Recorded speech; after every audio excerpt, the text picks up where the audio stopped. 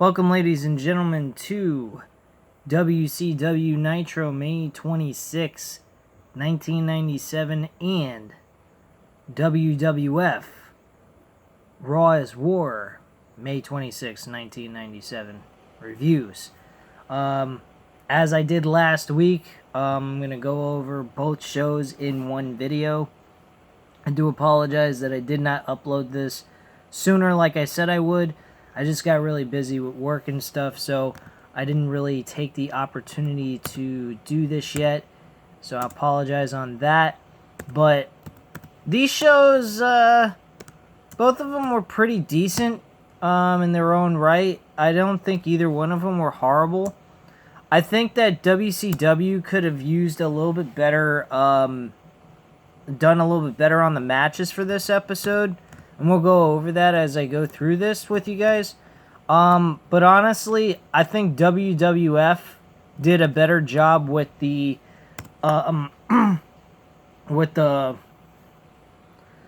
actual matches, because some of the matches on the show were actually pretty decent. But as storyline telling by both of these brands, or promotions, I should say, actually, they did a very decent job, especially with their their major story, is what I should say, excuse me. So yeah, both of their major storylines that they're actually telling for each show is actually really good. WCW talking about Hulk Hogan and Eric Bischoff wanting a piece of Sting, and pretty much the storyline going on with Stone Cold Steve Austin and Shawn Michaels trying to destroy the Hart Foundation. They actually get a tag team title match against Owen Hart and the British Bulldog, which I'll get into, and that's the main event of that episode. This episode of WCW Nitro didn't really have anything to offer as a main event except for Booker T and Stevie Ray versus Jeff Jarrett. And I believe it was Steve McMichael he was tag teaming with in that last match on this episode. Let me just check real quick. Yeah, Steve McMichael. And it's actually the longest match on the entire card, to be honest with you guys. It was pretty fucking retarded. That's one thing about these matches on this episode. The matches are so damn short. It's ridiculous. But to kickstart with WCW Nitro for this May 26, 1997 episode, had Hollywood Hulk Hogan show up with Eric Bischoff, pretty much going ahead and calling out Sting. And Sting is nowhere to be found because he actually was not there at the arena yet. The very first match that I actually did enjoy, this was a luchador wrestling type matchup. It was Juventud Guerrero with Super Culo and Hector Garza versus La Parca, Damien and Salup. I believe that's how you pronounce the name. Now, this wasn't your typical six-man tag team matchup where a person is required to tag in order to get in the match. You could actually have a person get knocked out of the ring and someone else can take their place, and the person that got knocked out can go back on the apron and take a breather.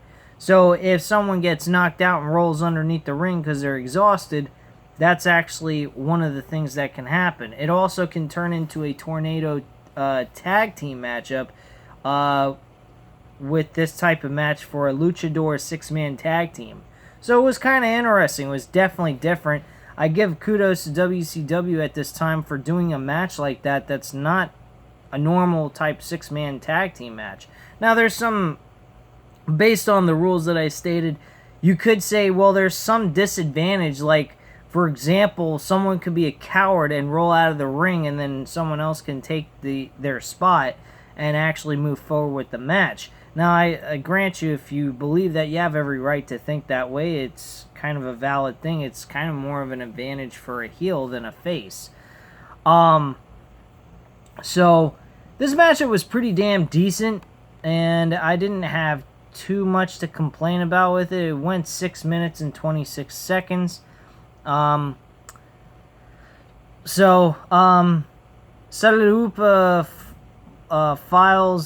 flies down into a powerbomb from Garza, standing moonsault by Garza, and he gets the 3, and that's how the match ends. So that's pretty much that. So Hector Garza picks up the victory for his team, and that's it. Psychosis went in action with Alex Wright. Alex Wright, at the time, back when I was a kid, I actually liked his in-ring work. I thought he was a very decent wrestler.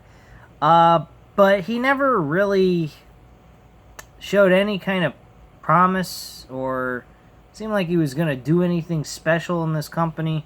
I don't even think he won the Cruiserweight Championship. I think he did challenge for it against Dean Malenko at the time when he had the title. But otherwise, I didn't really ever notice him challenging for any major belt. If he did, please let me know. But I probably don't remember off the top of my head. But whatever. Now, Psychosis actually delivers a guillotine leg drop for a 1-2-3. And then after that, Gene Okerlund gets to... he's got Sonny Ono out here talking to tell us that he's got Masa Chono's worst nightmare waiting for him backstage. On his way to the dressing room, Sonny Ono asks Psychosis if he's interested in a deal. Psychosis replies, yes, of course. Didn't require much convincing there either. Okerlund tries to feign enthusiasm over the arrival of Chono's worst nightmare. So just as the interview looks like it's going to be over, Medusa comes out, letting us get a closer look at her fun bags behind spandex. Okay, this is something that the person wrote, so excuse me when I read this bullshit. So basically, Medusa comes out, challenges for the WCW Women's Championship, which, by the way, that title was hardly defended, number one.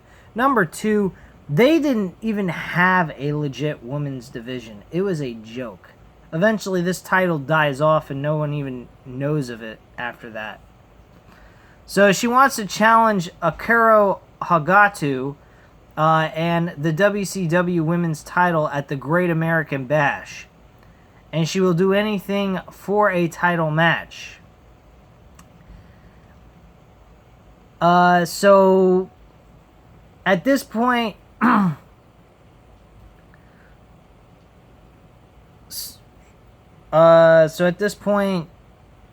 just wants Medusa to put her career on the line against Akira Hagatu in order for her to get a rematch. And that's pretty much that. Now, do I think this was a great stipulation?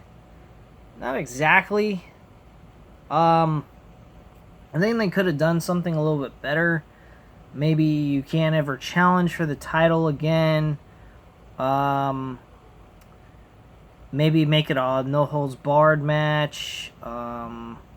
Make her be a servant to Sonny Ono. Something of that kind of nature. But just a career-ending match for a title, I didn't particularly think that was really the best choice. I mean, it's a very typical thing, but then again, this is 1997 we're talking about at this time, so maybe a stipulation like that is okay. But since I've been, I'm 32 years old, I've seen so much wrestling, you'd think maybe they would choose something different than just a career match, but hey, it's 97 at the time, so whatever. Wrath versus Mark Starr. Nothing to talk about here. Wrath ends up winning the match by a bicycle kick, followed up by a death penalty for a 1-2-3. Match ended in like 2 minutes and 34 seconds. Nothing to talk about there. I skipped Conan versus Valeno 4. Didn't really care for this. This match ended up being 3 minutes and 10 seconds. And Conan actually picks up the victory with a tequila sunrise on Valeno. Gene Okerlund gives Conan some interview time. He actually gives good reasons for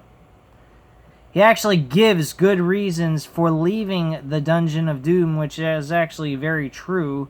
The leader of the group, Kevin Sullivan, has taken over a year now to get rid of Chris Benoit and still hasn't been able to pull it off. Conan says he could actually have eliminated Benoit in a week's time, and then some. Now Sullivan has Jacqueline around while his old lady is humping Chris Benoit. Conan has no respect for Sullivan whatsoever. This is a great way of doing a simplistic way of separating a character from a faction. I actually really liked this idea. It was very simple, straight to the point.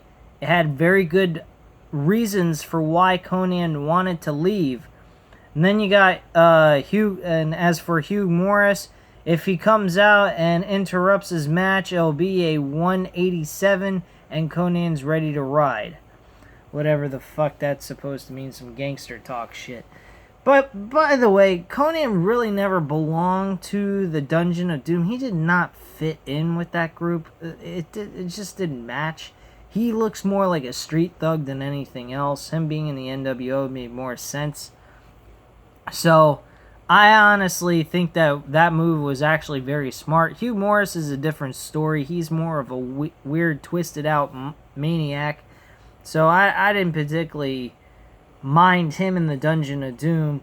The Giant, yeah, I guess so. The Giant was a big, he was more of a powerhouse guy for that faction at the time when they first started out. So, I mean, I really didn't have any problems with him being part of the Dungeon of Doom.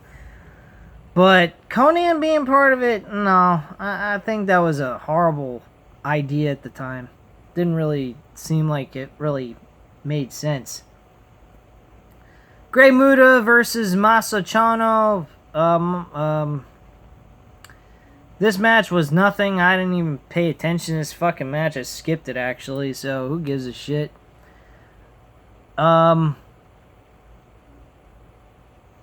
So they actually talk about Roddy Piper having an Icon t-shirt for only $20. Big whoop-de-doo.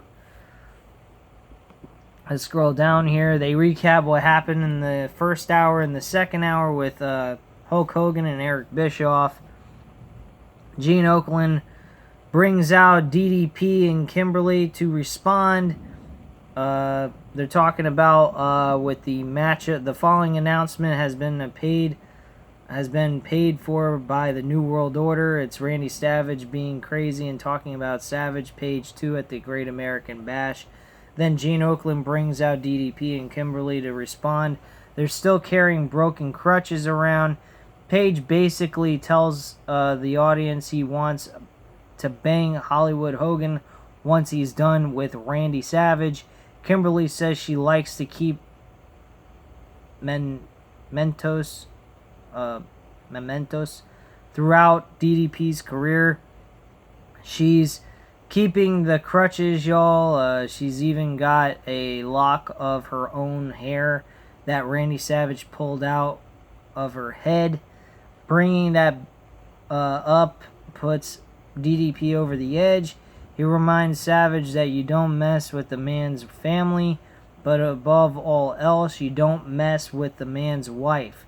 DDP says at the Great American Bash, he's going to be a son of a bitch right down to the letter. Bang.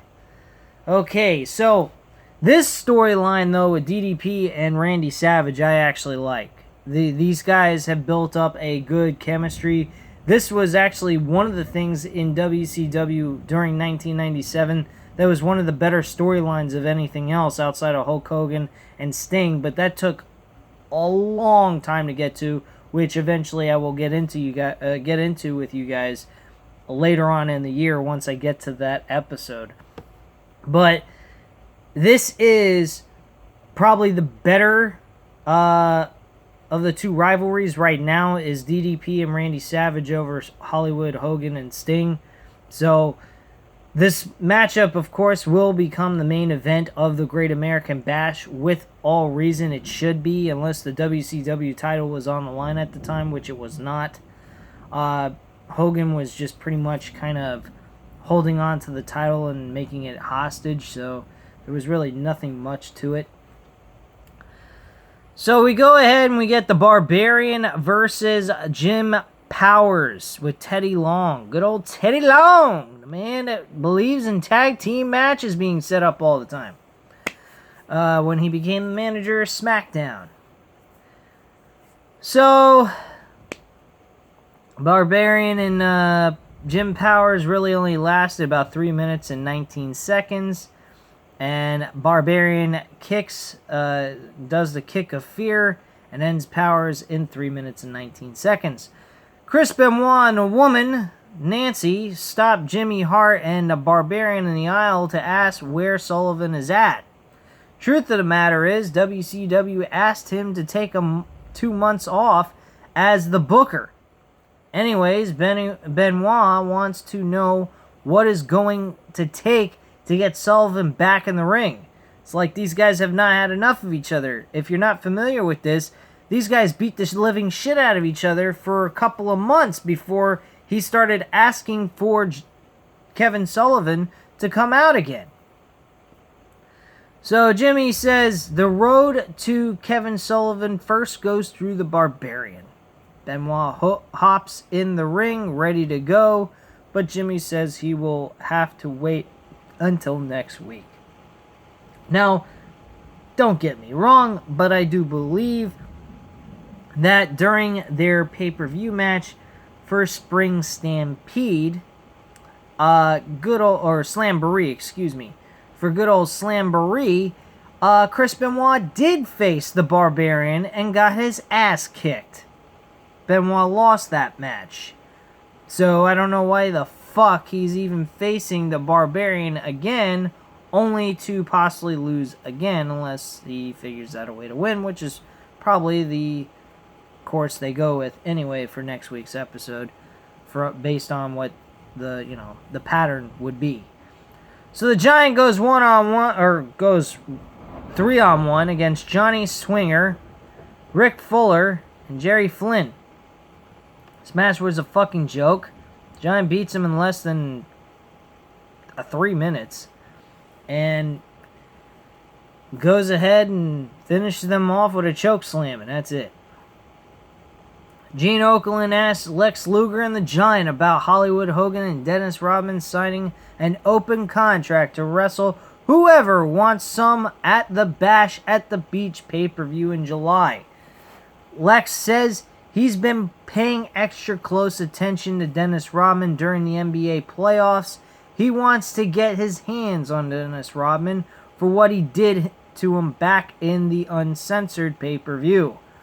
Lex tells Rodman to wear his best dress and color his hair all the colors he wants because at Bash at the Beach, none of it's going to matter because he's going to be wondering what the heck Hogan got him into when he looks across the ring at Lex Luger and the Giant.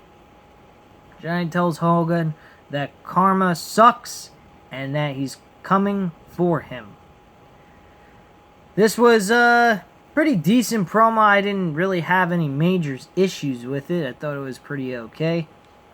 So out comes Six, also known as X-Pac, to dispute the finish at Slamboree, saying that Nick Patrick counted the fall and wasn't even reinstated as a referee until the next night. Very interesting mention of that information, because that's very true. Nick Patrick wasn't reinstated until last week's episode, on the May 19th episode of 97. So why the hell does that result even count? So the NWO are in the right for what they're stating, not in the wrong. So at this point, he brings well, actually, let me finish up here. Besides all that, Six brings up the fact that the NWO Wolfpack left Ric Flair laying last week. He brings out Scott Hall and Kevin Nash to lay out a challenge to the Nature Boy and the Hot Rod for the Great American Bash. Now, this matchup was actually very great challenge that I actually like for it's going to be for the WCW Tag Team titles, with Scott Hall and Kevin Nash defending against the Nature Boy Ric Flair and the Hot Rod Rowdy Piper at a Great American Bash, which they have not gotten a confirmed acceptance of that match yet. I believe that the next episode we're going to get that. So this was actually a very good challenge. This Great American Bash pay-per-view, based on from what I'm seeing, seems like a very good card. So they talk about Kevin Green interfered in the Horseman business and hit Mongo with a suitcase to cost them a match to the Steiner brothers, which led to a fight in the bathroom. I do believe that they are actually going to have a match at the Great American Bash with Kevin Green and Steve McMichael.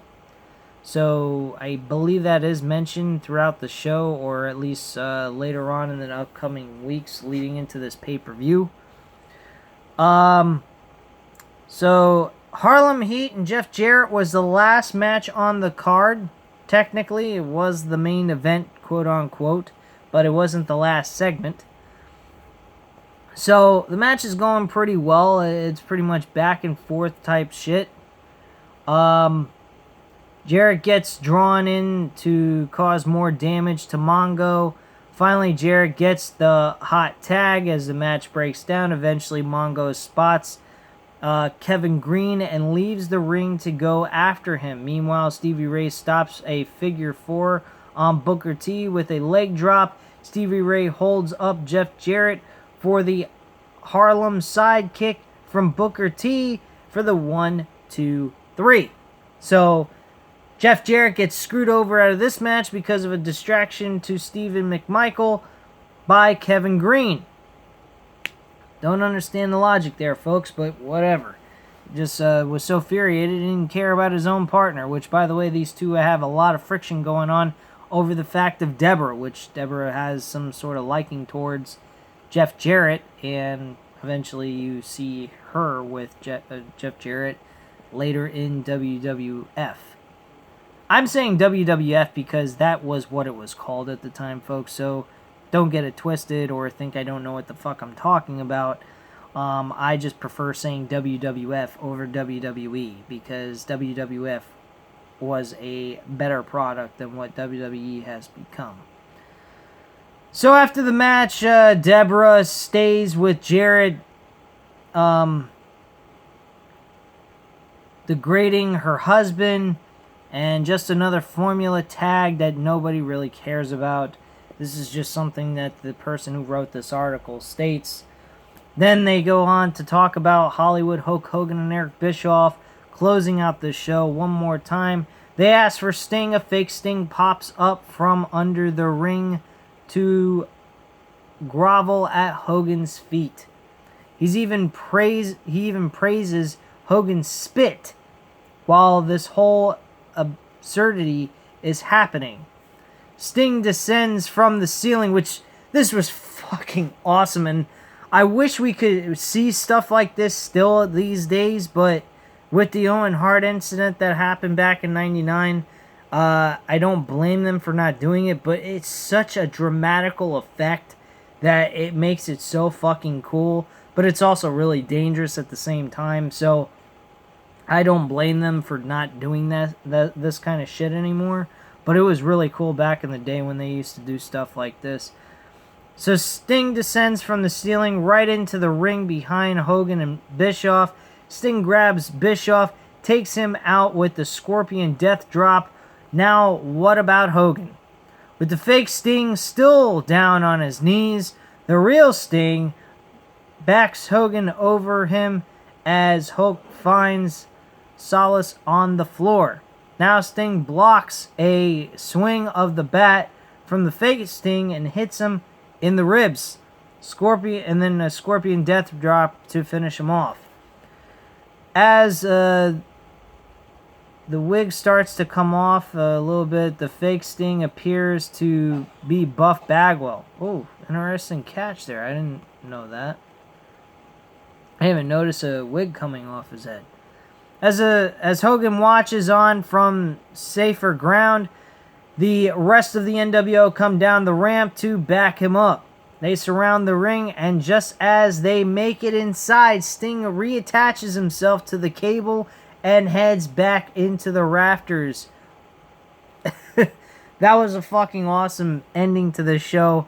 Definitely a solid way to end out WCW Nitro, despite the fact there wasn't really any great wrestling matches here. But between Hogan and Eric Bischoff with Sting, and then DDP and Randy Savage with their build-up for Great American Bash's main event, I actually did enjoy this episode somewhat. Now, if they had some decent matches here and there, I would have been very satisfied. Now, on to WWF Raw is War. By the way, the WCW Nitro episode took place in Nashville, Tennessee, in the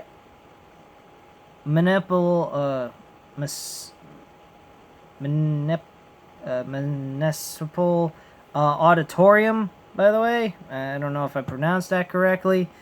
And then the WWF Raw is War episode took place in Evansville, Indiana, in the Roberts Memorial Stadium. Wow. Stadium. Interesting. I didn't particularly see that as a stadium, but whatever. Anyhow, so the show gets kicked off by Vincent Mann and Jim Ross. These two are the ones doing the commentary for the first hour. Stone Cold Steve Austin and Shawn Michaels head down to the ring to meet JR. They get into a slight argument over who is the team captain. When there's only two people, does it really matter? Good question by the person who wrote this article. They both start to realize that it really doesn't matter as long as they both get to beat up the Hart Foundation. As the interview looks to have come to a close, the Legion of Doom come down and ask for a tag team title match if they win. The Hart Foundation head out onto the entrance ramp to stare over the four men in the ring. Bret Hart is standing on his own 2 feet this time. And no wheelchair or crutches at this point. Legion of Doom versus Brian Pillman and Jim the Neidhart. This match ended up being a DQ after 4 minutes and 27 seconds. Nothing to cry home about. Very short and sweet to the point. So, let's see what else here. So we get D'Lo Brown and Bob Holly. This was a fucking disappointing matchup to say the least. No, not that this even mattered. It doesn't even fucking matter. Before this matchup, there's actually Paul Bearer in the back, and his face is not quite wrapped up as it was last week's episode. The Undertaker's secret is in the safety deposit with a key that only he and his attorney possesses. That way, if something were to happen to Paul Bearer tonight, then the secret would get revealed regardless. He's definitely not the same Paul Bearer anymore. That's very true. To tonight the secret will be known unless The Undertaker returns to the side of Paul Bearer. So domination control there on that. D'Lo Brown versus Bob Holly. Didn't care for this match whatsoever. As I already stated, I skipped this match. D'Lo stops with a modified Sky High for a 1-2-3. And that's basically that. And this was actually a debut match for D'Lo Brown. I didn't even know that. So, there was actually some technical issues preventing the fans from hearing what Undertaker had to say. But they actually do get a second chance to do this. He's got almost 2 weeks to worry about Farouk, but tonight is torn by a decision that could affect the rest of his life.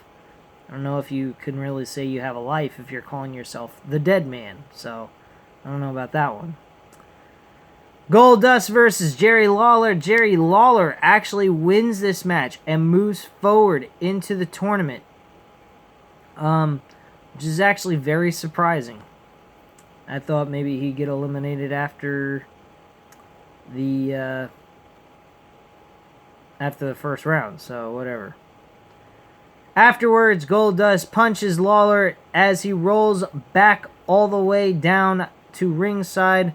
Marlena steps on Lawler and keeps on walking back towards her man as the crowd does not seem to care for this series of events. In the end, Lawler advances to the King of the Ring tournament. Pretty entertaining match as the crowd really boosted this one above what you would think it would be like. Okay, big whoop. I didn't even really watch this match. I skipped it.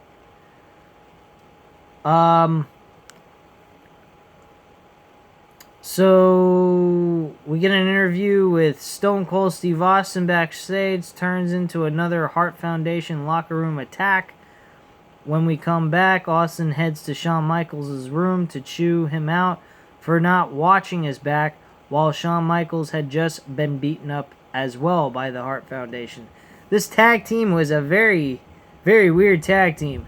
Probably one of the first tag teams to be off the wall weird and just really, they just were like fucking disorientated and dysfunctional.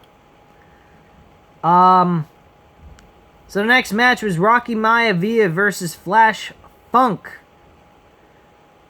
So Rocky Maivia actually wins this match with a flying body press for the win. I actually used to remember when I was a kid and I first saw The Rock, he would do that move a lot. That was his finishing maneuver, an actual flying body press for wins a lot of times. They were just cross bodies off the top rope. I thought that was very impressive for a guy his size.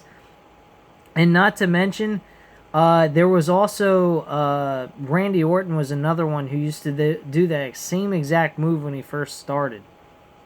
So, kind of weird that wrestler families that have wrestling background, or families that have been involved in the wrestling business, I should say, are really the ones that do that kind of move a lot of times, from what I've noticed. At least just from the history of seeing different wrestlers throughout generation from different families.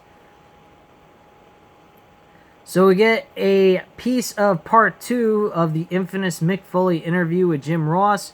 He recounts a story of not wearing a cup while playing goalie on the high school lacrosse team, and one of his testicles swelling up to the size of a grapefruit. It was one and only time high school girls couldn't stop staring at his genital region. What girl does that under normal circumstances? That's what the person who wrote this. Anyway, there's a first time the WWF had compared balls to, well, anything, but specifically grapefruits. They even mentioned the time Foley went to see Jimmy Snuka battle Don Morocco at Madison Square Garden. It would be the night that would change his life, basically.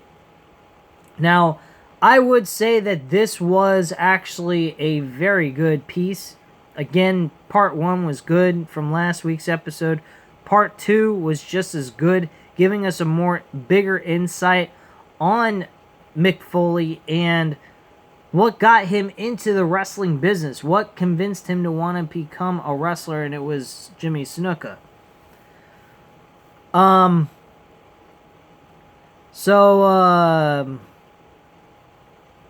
Let's move on through here.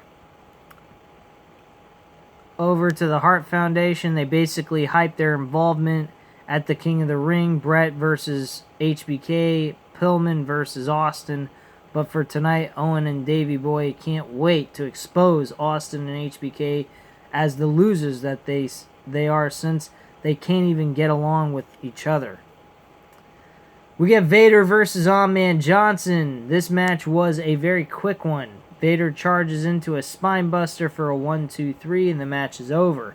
That's pretty much that. The match didn't really do much of anything for me. A lot of matches, like I mentioned, were just very short and to the point. Not a whole lot of big-time wrestling going on in these matches for these regular episodes, which I think they should have done somewhat. But I do like the idea of being able to tell a story more on TV shows than doing a lot of wrestling. I will admit that. The reason why I say that is because wrestling with a wrestling show with a story, and then the pay-per-views actually have the long, drawn-out wrestling involved, I think is a more it gives you a bigger payoff than having big-time wrestling matches that really should be for, like, pay-per-view. That's how I really look at it. I'm kind of old school with this mentality, but I have to admit that watching the shows back and seeing them again and wanting to rewatch them over again wouldn't be even worth it, except to find and, actually watch the actual storyline progression for the stories that are being built up for a pay-per-view or something. So Hunter Hearst Helmsley faces Rockabilly, who's formerly known as Billy Gunn later on. Ooh, sorry about that. Didn't mean to leave, past gas there. Anyway, so this match ended in less than 4 minutes. Pedigree for the win. That's it. Rockabilly is done. So we go ahead and we get a promo by The Undertaker providing us with his answer on whether he will turn back to the side of Paul Bearer. He tells us Paul to do what he has to do, and Taker will do what he must do as well. So this actually is the main event for the show, unfortunately, instead of the tag team title match. So they actually discuss the character Mick Foley some more, like I mentioned, about the Jimmy Snuka Don Morocco match. It explains why he gets involved in that. And then they show footage of him as the Cactus Jack character and how that was born. They also talk about Dude Love and shit like that. So then we get the WWF Tag Team title match between Owen Hart and Davey Boy Smith versus Shawn Michaels, HBK, and Stone Cold Steve Austin. This match was fucking awesome. I enjoyed this main event. It did go over 10 minutes at least for the main event, for a main event match actually. And I really enjoyed this. This was fucking awesome. Shawn Michaels, at the end of the match, actually hits sweet chin music on the British Bulldog. Austin jumps on top for the 1-2-3, and we get new tag team champions. I would highly recommend, if you don't care to watch anything else on that episode, watch that match. It was fucking awesome. So the match, afterwards, we've got new tag team champions as the Hart Foundation do a number on HBK. Austin could really care less at this point. As he spots Bret Hart, he takes half of the championships with him up the ramp to tackle Bret and hammer on his knee. Here comes the Hart Foundation to chase him away as the leader has fallen. Meanwhile, Shawn Michaels is left completely motionless inside the ring, but you can better believe there will be hell to pay. Awesome formula tag team match as the match was just working on all cylinders. Easily the best match on Raw since the Owen Bulldog match in Germany. Don't know what the fuck that was involved, but I'm pretty sure, of course, that was something before this event. Now, as I mentioned, this was the best match on the card, hands down, no problem, easily. Next match, or not the next match, the next segment was after that, but we actually do get some backstage stuff that went on. And they take us back to when the commercials were airing. We hear that Stone Cold Steve Austin, he thinks he did it all by himself. That's when HBK stops by to inform him of what the definition of a tag team is. They continue to argue as something about their match with the Legion of Doom gets brought up by Shawn Michaels. And that's that. So let's just close this out real quick because I'm running out of time on this on my camera. I got about 2 minutes left. So let's just get right into it. We close out the show with Paul Bearer and Undertaker. Undertaker is basically at this point wants to choke slam Paul Bearer straight to fucking hell, but decides not to. He